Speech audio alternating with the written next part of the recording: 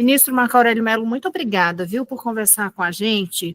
A primeira indagação que eu faço para o senhor, na verdade, é um pedido de avaliação. Eu queria que o senhor avaliasse, me desse o seu ponto de vista sobre essas decisões do ministro Alexandre de Moraes de sexta-feira para cá, porque foi uma decisão na sexta com medidas restritivas, uma decisão complementar, acho que a gente pode chamar assim, na segunda-feira.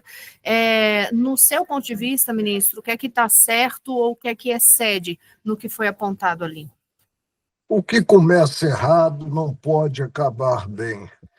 E começou errado considerada a competência do Supremo. A competência do Supremo está na Constituição Federal e o preceito é exaustivo. O Supremo não é competente para julgar cidadão comum, para julgar originariamente ex-presidente da República, ex-deputado federal ou ex-senador. Basta que indaguemos o atual presidente, quando respondeu criminalmente, ele o fez aonde? Na 13ª Vara Criminal de Curitiba. A legislação não mudou. Por que o ex-presidente Bolsonaro está a responder no Supremo? Isso é inexplicável. E a história em si é impiedosa, vai cobrar essa postura do Supremo, inclusive quanto àqueles que participaram das arruaças de 8 de janeiro, que são cidadãos comuns. Quando o Supremo decide, não cabe recurso a um órgão revisor. Então, o devido processo legal fica prejudicado. Não se avança culturalmente assim, maltratando a lei das leis, que é a Constituição Federal. Agora, o momento é de temperança, é de buscar-se a correção de rumos sem atropelo, principalmente sem partir-se, como que, para uma censura prévia. Isso é incompreensível em um Estado democrático de direito. O senhor vê, então, nessa decisão de Moraes, censura. Em quais pontos exatamente, ministro? Quando ele proíbe a participação em rede social, quando ele proíbe e aí passa a penar o cidadão, que o cidadão mantenha um diálogo com terceiros e impõe, pior do que isso, impõe a um ex-presidente da República algo que é humilhante, que é o uso tornozeleira. Para quê? Qual é o receio dele fugir? Não pode haver esse receio. Em direito penal, o meio justifica o fim, jamais o fim ao meio, sob pena de termos aí a Babel, de termos um contexto que não se mostrará harmônico com a Constituição Federal. Inclusive, eu tenho lido o noticiário e ele não definiu bem o alcance dessa censura prévia. Censura considerada os ares democráticos da Constituição de 1988 é inimaginável. Qual é a medula do Estado? A liberdade de expressão. Agora, prejudicados, sim, podem entrar com ação visando responsabilizar quem direito penalmente e civilmente. Eu não vejo com bons olhos e fico muito triste porque o desgaste do Supremo, o desgaste institucional é enorme. Puxando aí pelo Supremo, o senhor acha que o caminho do Supremo, o Supremo caminha para onde nesse momento? Não sei. Basta considerar que houve uma emenda regimental deslocando a competência do plenário para as turmas em processo crime. Estive 31 anos na bancada do Supremo e nunca julgamos em turma processo crime. Alguma coisa está errada. Eu espero que não se chegue a julgar processo crime individualmente, monocraticamente. Ministro, em relação às decisões de Moraes, e neste caso específico de julgamento dessas decisões sobre o ex-presidente Jair Bolsonaro, o senhor acha que o que está movendo ou embasando essas decisões de Moraes, hein? Eu teria que colocá-lo em um divã. e fazer uma análise, talvez mediante um ato maior, uma análise do que ele pensa, o que está por trás de tudo isso. O que eu digo é que essa atuação alargada do Supremo e uma atuação tão incisiva implica desgaste para a instituição. Eu vou fazer uma pergunta, indagando a uma pessoa do povo: você gostaria de ser julgado hoje pelo Supremo? A resposta vai ser negativa. Eu, por exemplo, quando era integrante do Supremo, se me envolvesse em um sinistro, em um desastre de carro com vítima, eu responderia junto ao Supremo. Mas hoje, como ex-ministro do Supremo, o meu foro, o meu juiz natural é a primeira instância. E a primeira instância é com possibilidade de, havendo uma decisão com a qual não concorde, recorrer a um órgão revisor.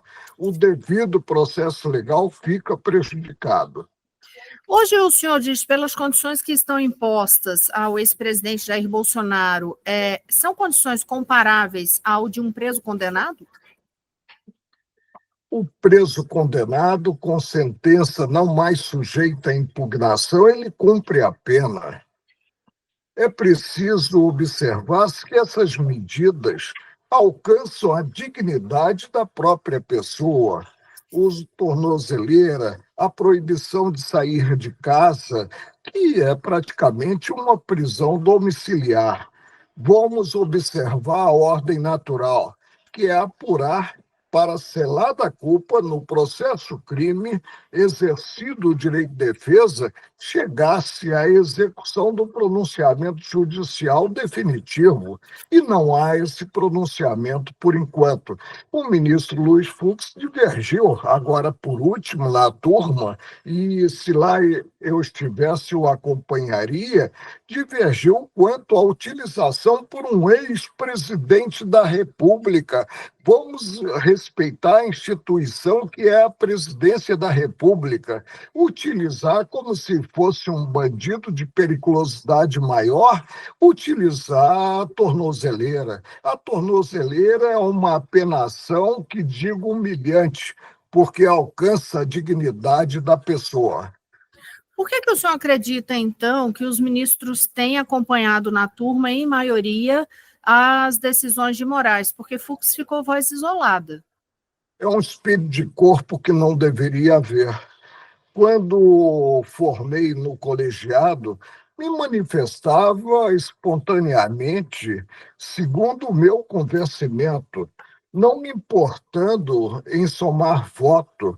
Não há campo para solidariedade no órgão julgador. Cada integrante do órgão julgador deve atuar com absoluta independência, evidentemente acompanhando o colega no que se convencer do acerto da proposição desse colega. O senhor vê alguma previsão, assim, alguma perspectiva de mudança de cenário nesse comportamento da corte a partir do momento que houver mudança na presidência em setembro? Se sim, por quê? O presidente, ele é um coordenador dos trabalhos. Ele não é um superior hierárquico. E cada qual é que tem que compreender a envergadura da cadeira e a importância dos atos que pratique. E aí buscar praticar atos afinados com a legislação, com o arcabouço normativo. Eu repito, o Supremo hoje está na vitrine e é alvo de imensas críticas. Eu, por exemplo, saio, as pessoas me reconhecem na rua, eu nunca fui hostilizado como juiz e reclamo do Supremo. E isso é péssimo. O Supremo é a última trincheira da cidadania, deve agir como última trincheira da cidadania, dando exemplo, portanto, aos demais órgãos do Poder Judiciário. O senhor avaliaria, então, que falta, de certa forma, algum pulso ali, ou uma orientação mais firme do ministro-presidente da Corte hoje, o Luiz Roberto Barroso? Não, porque fica muito difícil para o ministro-presidente impor certa ótica. O que cabe a ele, no máximo, é fazer uma ponderação no sentido da correção de rumos, E como ele poderia fazer isso? conversando, no diálogo, um diálogo aberto, ainda que reservado, né, com o próprio ministro que está a atuar. Hoje, e ele ficou como relator de todos os casos que tenham alguma ligação com aquele inquérito inicial, que eu rotulei como inquérito do fim do mundo, tudo vai para ele, ministro, ele é o relator de todos os casos. Isso não é bom quando se deixa de observar o critério democrático, que é o critério da distribuição. Voltando à questão das decisões sobre Jair Bolsonaro, o senhor enxerga nessas medidas de Moraes uma tentativa de banimento da imagem do ex-presidente? Não, eu não posso. Por que banimento? Agora mesmo se potencializou muito a fala do presidente Trump.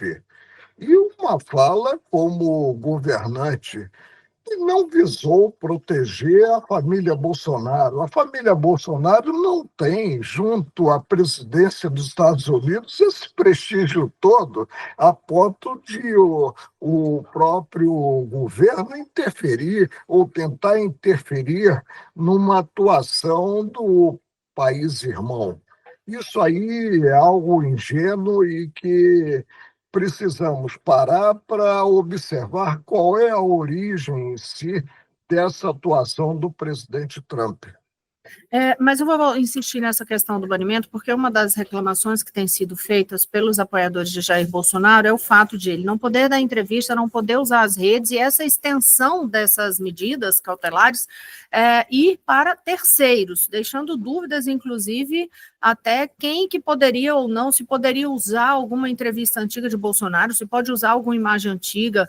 Existe dúvida em relação a isso, Eu inclusive. só espero que essa postura não acabe intimidando a grande imprensa e gere aí um cerceio e gere consequências inimagináveis. Não se coaduna com o Estado Democrático de Direito o que vem ocorrendo. Nós não tivemos isso sequer quando vivenciamos o regime de exceção, que foi o regime militar. Se não se viveu isso nem no estado de exceção, o senhor classificaria o atual estado como o quê, ministro? Eu vejo como uma extravagância que vem se verificando no âmbito da Corte Maior do país, que é o Supremo.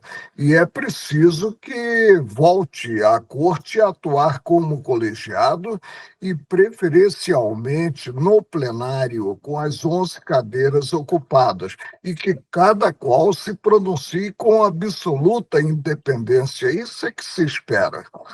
O senhor já disse que para poder entender as decisões de Moraes precisaria levá-lo ao divã. De toda forma, o senhor consegue perceber, ou de que forma o senhor percebe, por exemplo, se há algum impacto emocional nas decisões dele, já que ele é um dos principais alvos dos bolsonaristas? Olha, Rosiane, eu não queria estar na pele do ministro Alexandre de Moraes. E não consegue sair, estar em um lugar público, a não ser com um contingente de seguranças. Quando isso se verifica, algo está errado. E cumpre aquele que é alvo da hostilização da sociedade observar os atos praticados e evoluir. Não é bom o que venha ocorrendo. Eu, por exemplo, vejo com muita tristeza o que vem sendo praticado e vou repetir. Resulta no prejuízo da instituição e mais à frente a história cobrará esses atos praticados. Ele proibiu, por exemplo, diálogos, mordaça, censura prévia em pleno século. que estamos vivendo é incompreensível. Ministro, muito obrigada, viu? O senhor quer complementar alguma coisa em relação a essa reflexão que a gente está fazendo aqui sobre essas decisões, esse momento do Supremo? Que haja uma evolução e que o Supremo atue não como órgão individual, como vem atuando na voz do ministro Alexandre de Moraes, mas como órgão coletivo e percebendo a repercussão dos atos que pratica. Aí nós avançaremos culturalmente. Ministro, muito obrigada uma vez mais, viu? Boa tarde para o Nos senhor. é uma satisfação enorme e que tenhamos aí dias melhores.